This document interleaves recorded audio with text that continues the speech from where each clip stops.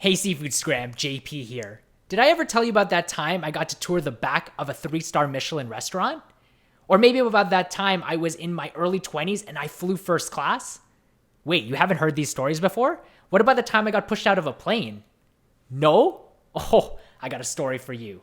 Welcome to Seefoodstagram.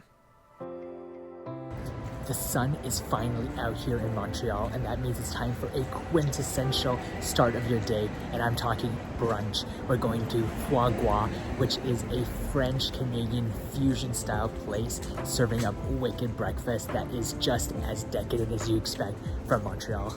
Oh, I'm so excited. I saw you can add truffle to basically anything, so it's about to get a bougie brunch. Oh, so excited. So here I am, super excited for brunch, and then I see this. The super long lineups. And this is actually why I hate brunch. And don't get me wrong, brunch food is amazing.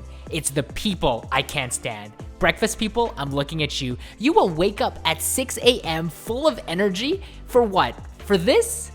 Okay, you know what? To be honest, I agree with you. When it's decadent, ooey gooey, full of hollandaise sauce and truffles, oh, all right, maybe I can get up at 6 a.m. and join the line, but I'm not gonna be happy about it. At least I'll be hangry about it.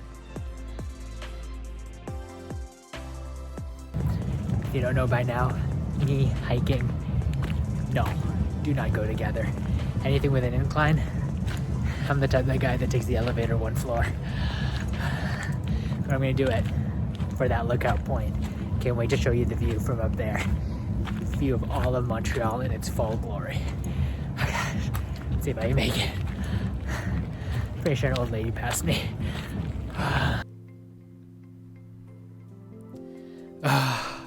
All right, after a long hike, it's time for the reward.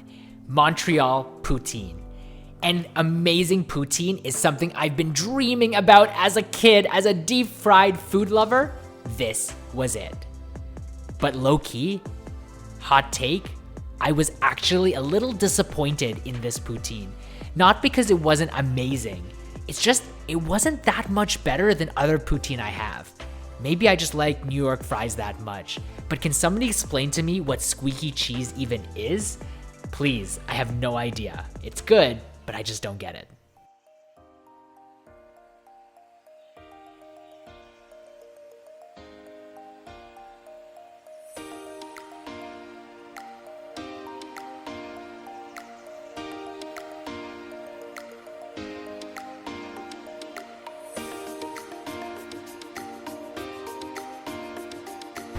All right, Seefoodstagram, one of the most iconic things to eat in Montreal is Montreal smoked meat.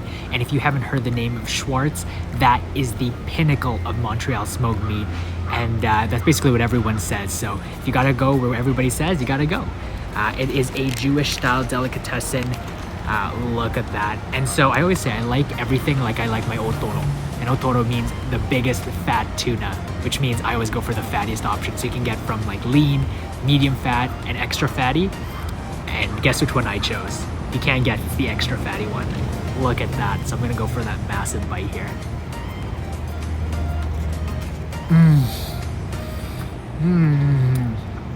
That just literally melts in your mouth. That's so good. Look at that. And they put a little bit of mustard in there as well for extra kick. I've heard some people say they found it a little dry. I think the extra fatty, like that fat level, helps to make up for any of that. So if you're not getting extra fatty, you might be missing out.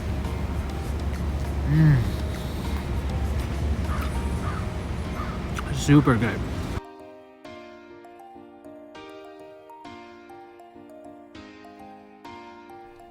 So speaking about Montreal famous foods, we can't end off this segment without touching on Montreal bagels.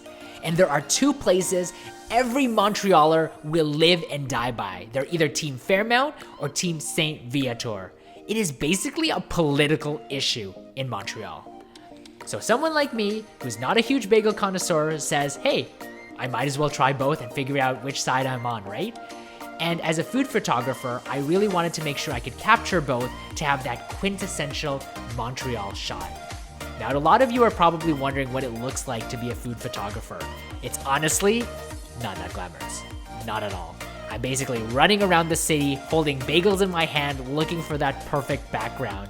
And lo and behold, I stumble upon this alley where I see this guy creating a beautiful mural, like mind-blowingly beautiful. And I'm thinking, thank God I found this random mural.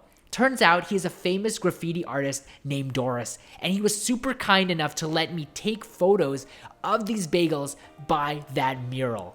It's super cool. That photo itself actually got the attention of Montreal Blog, one of the best blogs in the city that talks about some of the coolest stuff, and you can check it out here. After that, I knew I needed to do a taste test, so we got both bagels and tried them out.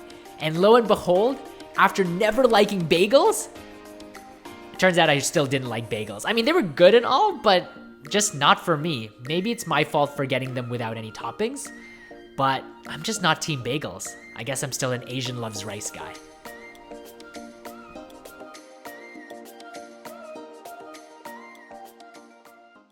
Looks like we're all out of time today, Seafoodstagram. You know I've got a lot more stories to share. But if you like what you saw in today's episode, make sure to like, subscribe, and hit that bell notification button so you're the first to know. Plus, leave us a comment down below. I'd love to hear what your favorite story was from today's episode. Hey, more adventures calling, so I gotta run. Catch you next time.